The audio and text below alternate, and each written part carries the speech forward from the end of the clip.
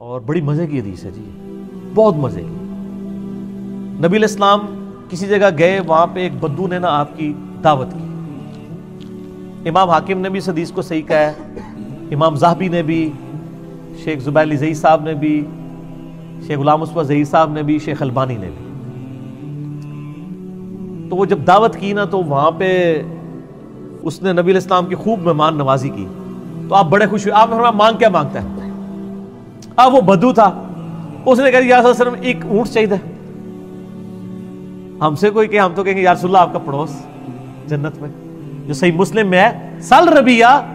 ایک صحابی حضور کو وضو کرواتے تھے، سمندر رحمت جوش میں فرمایا کیا مانگتا ہے؟ مانگ۔ انہوں نے کہا جنت میں آپ کا پڑوس۔ آپ فرمایا اور کچھ مانگ لے؟ انہوں نے کہا نہیں یا رسول اللہ یہی۔ فرمایا پھر کثرت سجود سے میری مدد کر، یعنی تو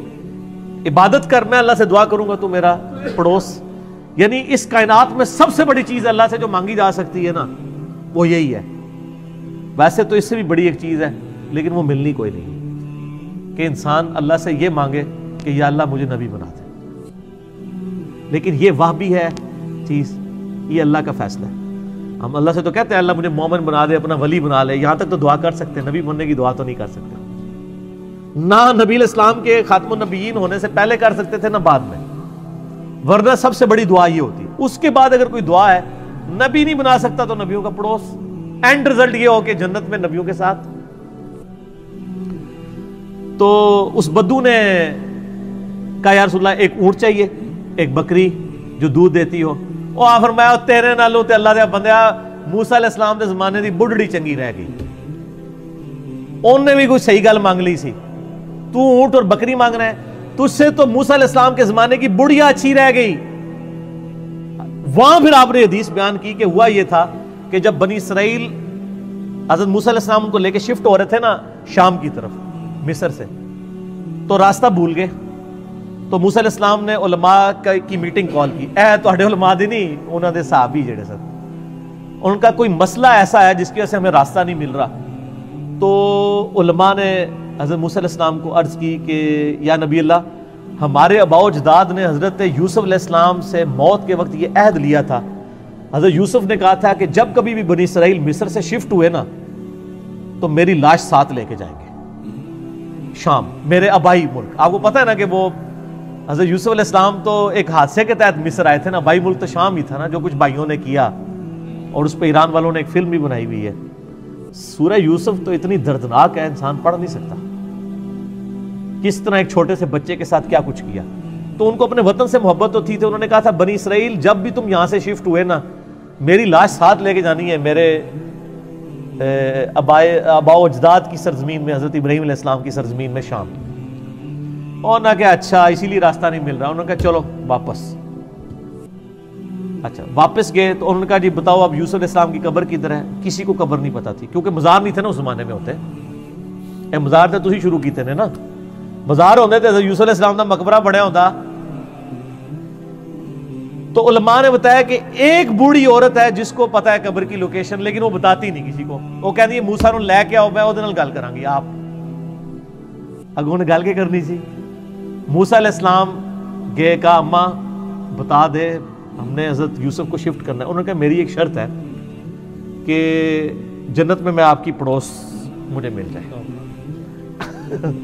یہ وہی چیز ہی جو حضور نے کہا کہ تو کچھ اور مانگ لیتا ہے، تجھے تو بڑھیا اچھی رہ گئی۔ اچھا حضرت موسیٰ علیہ السلام گھبرا گئے،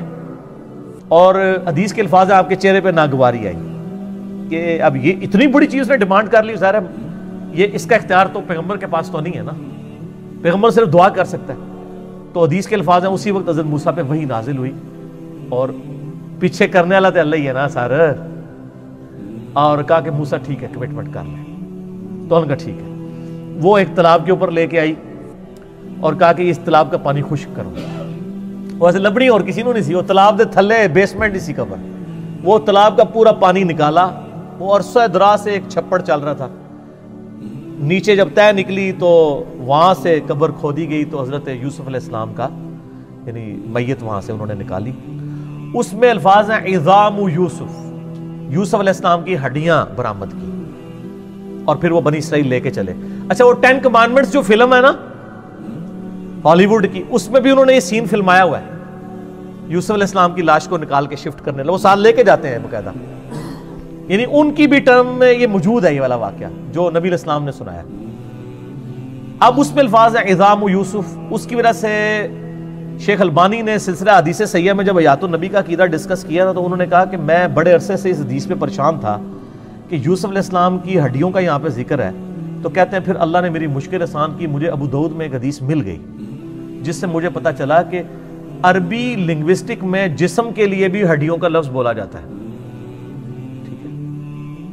یعنی کبھی ہم بھی کبھی بولتے ہیں نا، یعنی جسم ٹوٹ رہا ہے، بعض کہتے ہیں میری ہڈیاں ٹوٹ رہی ہیں، وہ ٹوٹ تو نہیں رہی ہوتی، یہ محاورتاً لفظ ہے، اور وہ کہتے ہیں وہ اس طرح کہ ابو داؤد میں ایک حدیث ہے کہ نبی صلی اللہ علیہ وآلہ وسلم کو صحابہ کرام نے ریکویسٹ کی کہ ہم آپ کے لیے ایک ممبر تیار کرتے ہیں، اس میں الفاظ ہیں تاکہ آپ کی ہڈیوں کو سکون پہنچا سکیں، یعنی آپ بیٹھ کے کھڑے کھڑے تھک جاتے ہیں تو اس پہ بیٹھ بھی جایا کریں، تو وہاں پہ بھی عظام کے الفاظ ہیں۔ تو شیخ البانی کہتے ہیں مجھے پتا چلا کہ عرب کے لوگ جسم کے لیے بھی عظام کا لفظ بولا کرتے تھے، ہڈیوں کا لفظ، تو چونکہ یہ بیان کرنے والے ایک عربی شخص ہے یعنی نبی علیہ السلام، تو وہاں پہ عظام و یوسف سے مراد یوسف علیہ السلام کی میت ہے، اور ڈھانچے سے مراد یہ نہیں کہ وہ ہڈیوں کا ہی ڈھانچہ ہے، یعنی مراد پورا جسم، کیونکہ خود نبی علیہ السلام اس عقیدے کے بارے میں بتا رہے ہیں، بلکہ سر اس سے بڑھ کے آپ وہ صحیح بخاری میں موجود ہے، حضرت عمر کی وفات کے تقریباً 70 سال کے بعد حجرہ عائشہ کی جب دیوار گری تو صحیح بخاری میں حدیث موجود ہے 1390 تو ایک پاؤں ظاہر ہوا، لوگوں نے استغفار پڑھا تو عروہ کو بلایا گیا، عروہ حضرت عائشہ کے بھانجے تھے، حضرت عبداللہ ابن زبیر کے چھوٹے بھائی، وہ چونکہ حضرت عائشہ کے پاس فریکوینٹلی اندر جاتے تھے، محرم تھے، ان کو حجرے میں قبروں کی لوکیشن پتہ تھی، انہوں نے کہا نہیں یہ حضرت عمر کا پاؤں ہے، یہاں پہ حضرت عمر کی قبر تھی۔ نبی علیہ السلام کی وفات کے آلموسٹ 70-80 سال کے بعد اور حضرت عمر کی شہادت کے تقریباً 70 سال کے بعد حضرت عمر کا پورا پاؤں پنڈلی سمیت الفاظ ہے کہ وہ حجرہ عائشہ کی صفائی کے جب دیوار گری تو وہ دوبارہ تعمیر کرنے لگے حجرے کو، پورا پاؤں نکل آیا، تو یہ تو حضرت عمر کا بھی جسم مبارک سلامت ہے۔ لیکن یہ یاد رکھیے گا جسم سلامت ہونا کسی کے لیے یہ دلیل نہیں ہے کہ بس وہی بزرگ ہے، جس کا جسم سلامت نہیں تو وہ بزرگ نہیں ہے۔ کئی صحابہ کرام میں ان کے لاش کے ٹکڑے ٹکڑے کیے گئے ہیں، مسلح کیا گیا ہے، کڑاہوں میں لاشوں کو جلایا گیا ہے، یہ اللہ تعالیٰ کسی کو پروٹوکول دے گا، یعنی یہ اللہ تعالیٰ کی طرف سے کوئی ڈیفائنڈ نہیں ہے، ڈیفائنڈ صرف نبیوں کے لیے، وہ جو ابو داؤد کی حدیث ہم ڈسکس کر چکے ہیں، ٹھیک ہو گئے؟ دیکھیں کتنے مزے، یہ مزے کی کہانی نہیں ہے، یہ وہ ہے سٹوری جو حدیث کے اندر آئی ہے۔ آپ کی کہانیاں بزرگوں نے لکھی ہوتی ہیں، ہم وہ آپ کو کہانیاں سناتے ہیں جو سچی کہانی، ٹھیک ہو؟